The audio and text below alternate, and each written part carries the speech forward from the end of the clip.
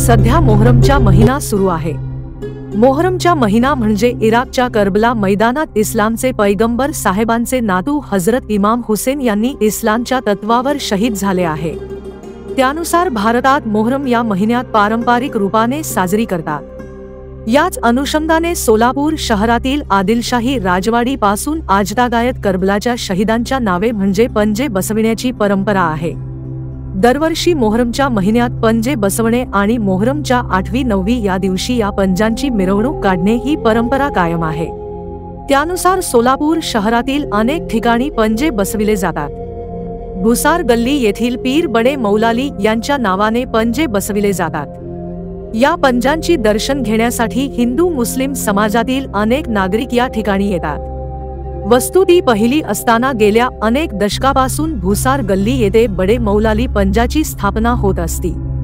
हिंदू आणि मुस्लिम समाजाचे एकपाचे दर्शन घडवणारा हा उत्सव आहे। आपण पाहत आहेत पीर बडे मौलाली सवारी यांच्याकडे दर्शनासाठी खूपच गर्दी वाढलेली आहे। व्हिडिओ पूर्ण पहा। ब्युरो रिपोर्ट जम न्यूज इंडिया।